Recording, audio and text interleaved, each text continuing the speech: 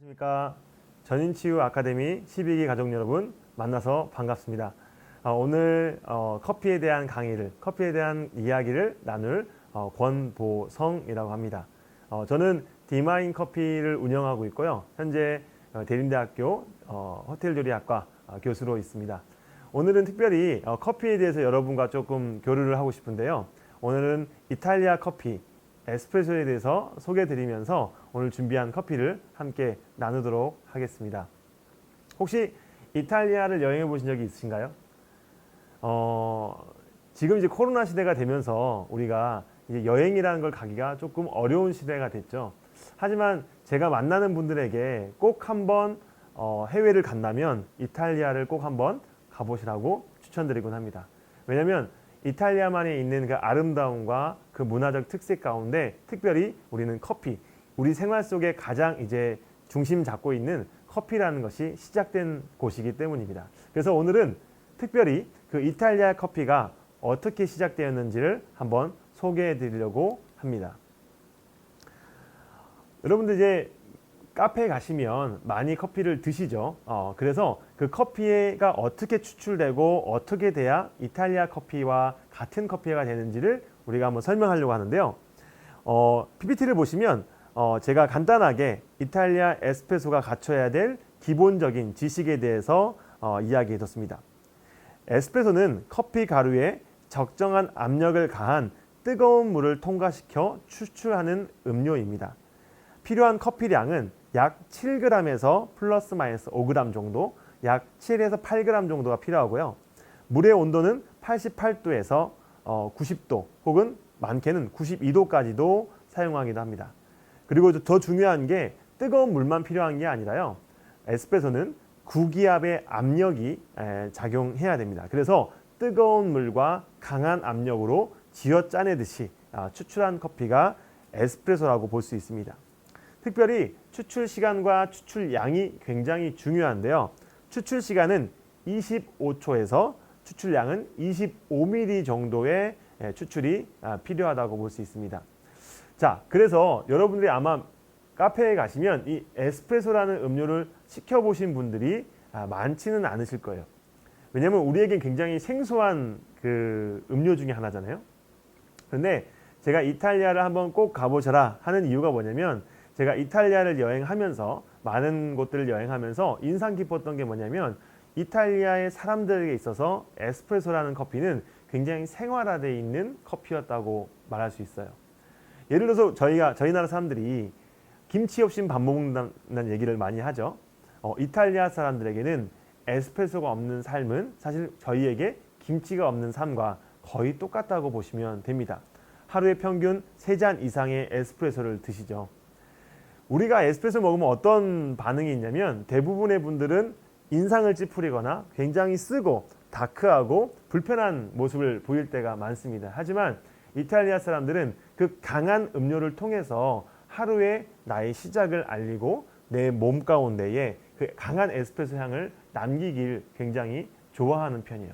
그래서 제가 이탈리아를 여행하는 와중에 원래 제가 아침형 인간이 아닌데 특별히 지인분들과 다니면서 아마 지역이 로마로 기억을 합니다. 로마의 한 카페를 들어간 적이 있어요. 근데 시간이 몇 시였냐면 7시 반이었습니다. 7시 반이면 굉장히 이른 시간이죠. 아마 우리나라 사람들이면 출퇴근하다 정신없는 시간이었을 텐데 그 시간에 이 바가요 굉장히 꽉 차 있더라고요. 일단 그것부터가 놀랐어요. 시간이 7시 반인데 많은 사람들이 있는 거죠. 특별히 더 인상 깊었던 건 뭐였냐면 한쪽 구석에서 에스프레소 한 잔을 시켜놓고 성경책을 보시는 분이 한 분 계셨어요. 근데 보기에 저희가 봤을 때는 일반 분은 아니었고요. 길거리에서 노숙을 하시는 분 같은 모습을 하고 계시더라고요. 그런데 아침에 굉장히 그 형광펜을 많이 긋다 보니까 다른 듯한 느낌의 성경책을 하나 펴놓으시고요. 그리고 에스프레소를 드시면서 성경책을 읽는 모습에 굉장히 신선한 충격을 받았습니다. 그만큼 이탈리아 사람들에게는 이 에스프레소가 삶의 한 부분이구나 라는 생각을 했습니다. 그렇게 시간이 지나고 나니까 우리나라가 어느덧요 이제 이 커피를 즐기고 이 커피의 문화를 사랑하는 민족이 돼버렸어요. 그래서 사실은 요즘에 커피를 배우러 오시는 분들이 굉장히 많습니다. 저희 학원과 저희 학교에도요, 이미 많은 분들이 커피를 배우러 오세요.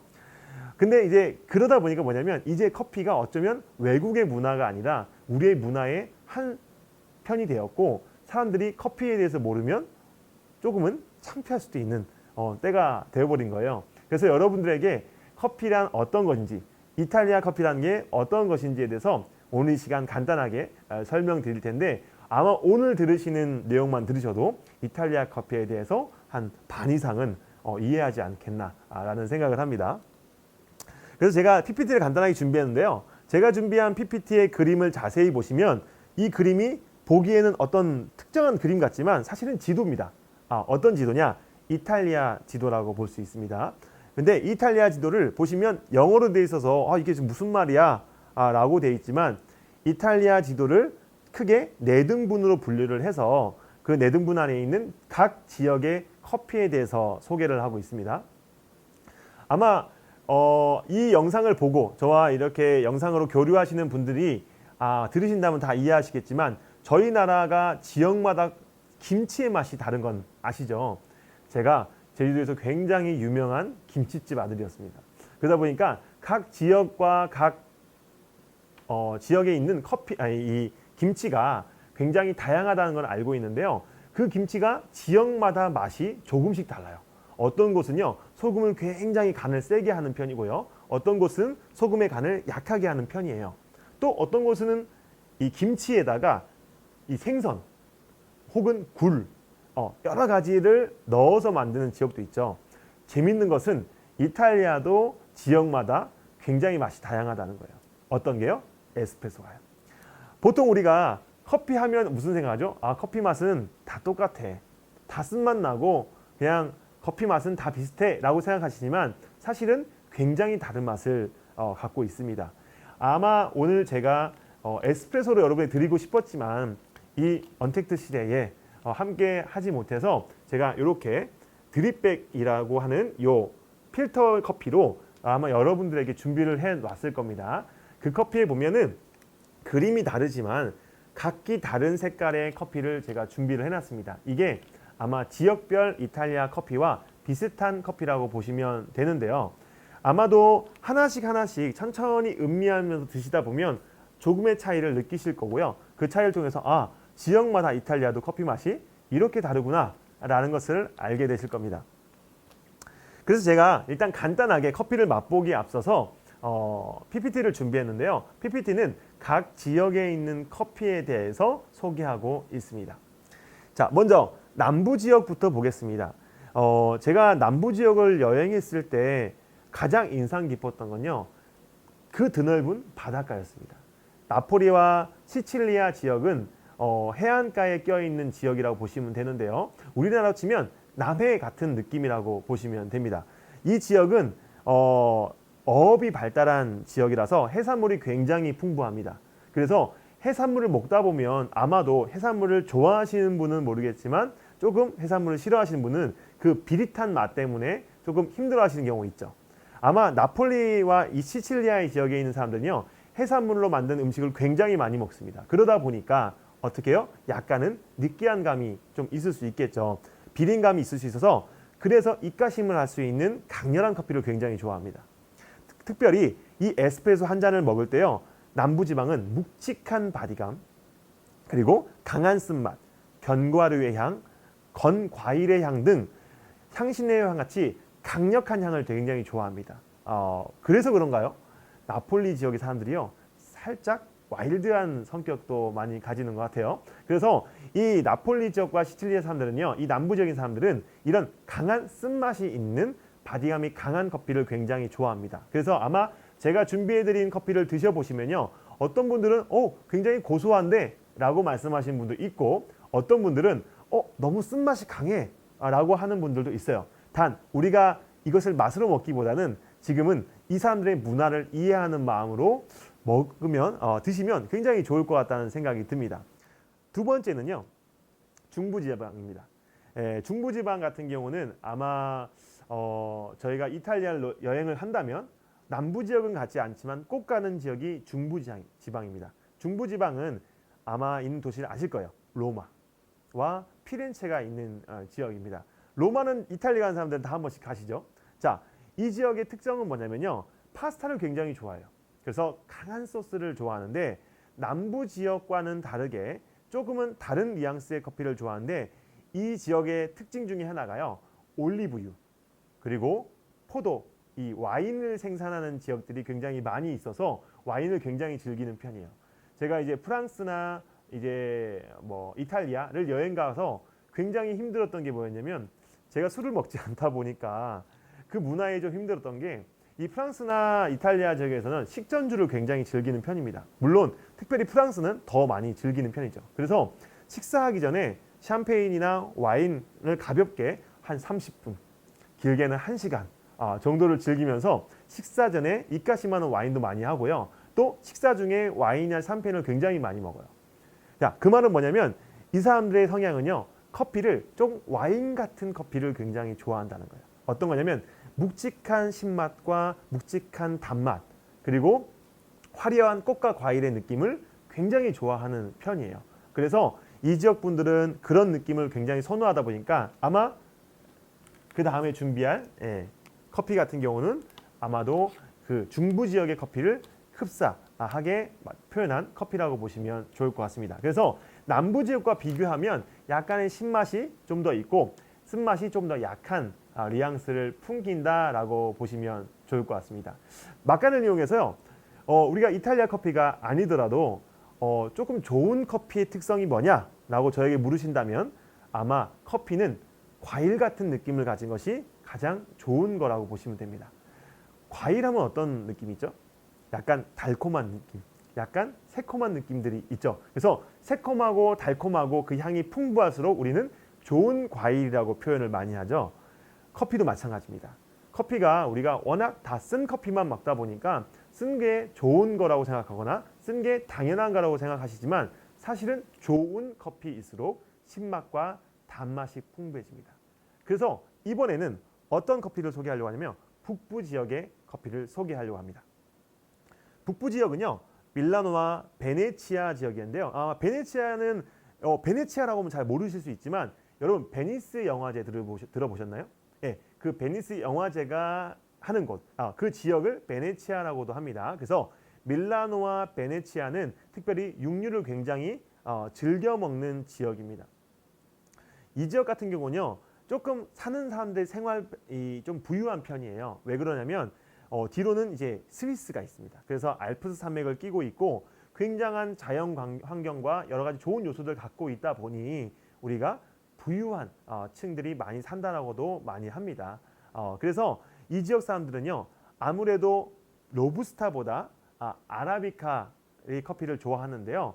아까 남부 지역 사람들은 로부스타의 커피를 좀 좋아하는 편이에요. 그래서 북부 지역은 로부스타보다 아라비카의 커피를 더 좋아하고 품질이 좋은 아라비카일수록 굉장히 고가에 판매되고 있습니다.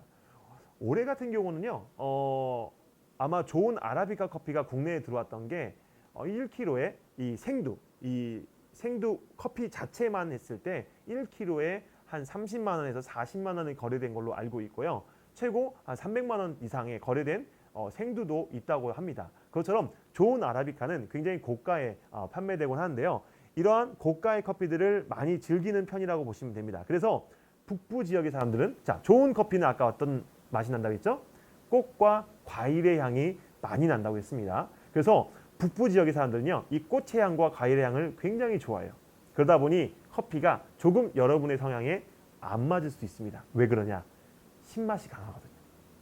북부 지역의 커피는 과일과 꽃처럼 신맛이 굉장히 강하고 화려한 게 특징입니다. 그래서 아마 기존에 많은 커피들을 우리 시중에 먹는 커피를 드셔봤던 분들은 이 커피 왜 이렇게 신맛이 나지?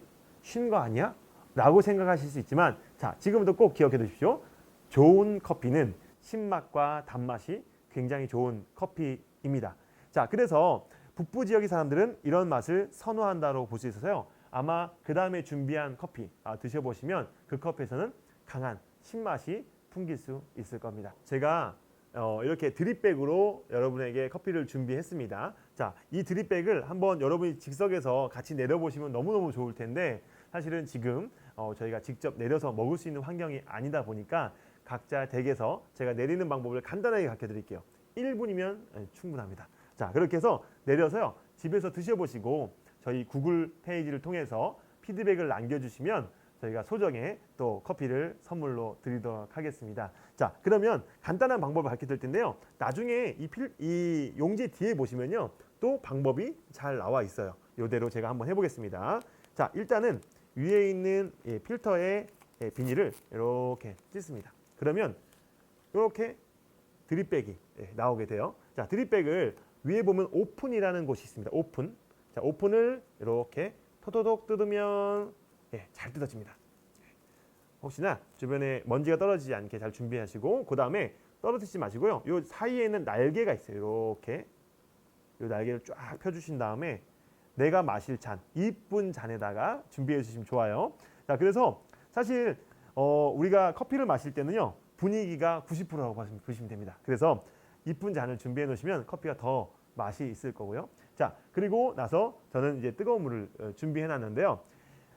용량은 여러분이 제가 요거 하나 기준 대비 200ml를 추천하지만 진하게 드실 분들은 150ml에서 100ml, 연하게 드실 분은 200ml를 추출하고 물을 첨가하시는 것도 추천드립니다. 자, 일단은 뜨거운 물을 조심하셔서 여기다가 젖을 만큼만 물을 살짝 뿌려주십니다. 딱 보시면 야, 온도가 좀 젖었구나 싶으면요. 가만히 놔둘 거예요. 그러면 밑으로 똑똑똑 떨어지는 정도가 생길 텐데 이거를 뜸이라고 합니다. 그래서 우리가 불리는 거예요. 더 잘 추출되도록 불려줄 거고요. 추출 시간은 너무 오래 가진 않을 거고 한 1분 내외 정도 추출할 거고 약 200ml를 추출한다고 생각하시면 됩니다. 너무 뜨거운 물로 하시면 쓴맛이 강해지니까요. 주의해 주시고요. 자, 그렇게 해서 한 10초에서 20초 있은 다음에 물을 천천히 부어줍니다. 자, 천천히 부어주면서 넘치지 않을 정도로 부어주시면 돼요. 너무 많이 부었다 싶으면 살짝 멈췄다가 그리고 좀 내려가서 물이 좀 빠지고 나면 또 다시 한번 물을 부었다가 자, 이렇게 또 멈췄다가 이렇게 해서 4회에서 5회 정도를 하시거나 필요의 양에 따라 조금 더 부어주시면 맛있는 커피가 완성됩니다.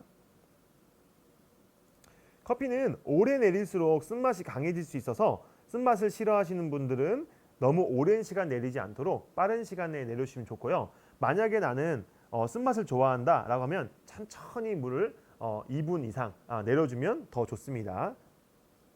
저는 개인적으로 쓴맛을 많이 좋아하진 않아서 진한 건 좋아하지만 쓴맛은 별로 안 좋아해서 요만큼만 내려보도록 하겠습니다.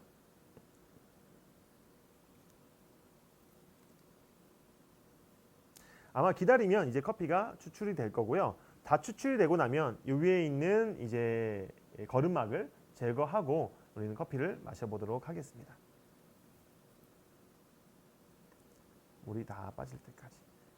물이 잘 안 빠지시면 살짝 들어주셔도 괜찮습니다.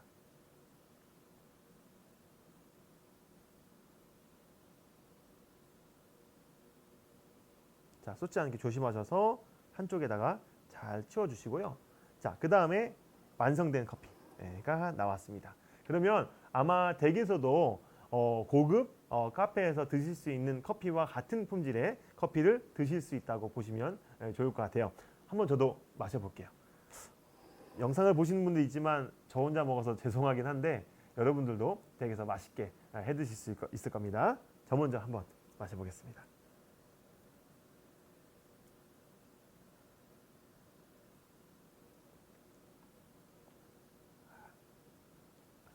향이 굉장히 부드럽네요. 마지막 이제 끝을 마무리하면서요. 꼭 드시고 나서 구글을 통해서 후기를 한번 꼭 남겨주시고요. 우리 이탈리아 제가 마지막 PPT에 이탈리아로 인사를 하나 남겼습니다. 그라치에 라고 이제 인사를 할 건데요. 마지막 인사 제가 감사합니다 라고 하는 인사입니다. 같이 서로 그라치에 하고 헤어지도록 하겠습니다. 그라치에.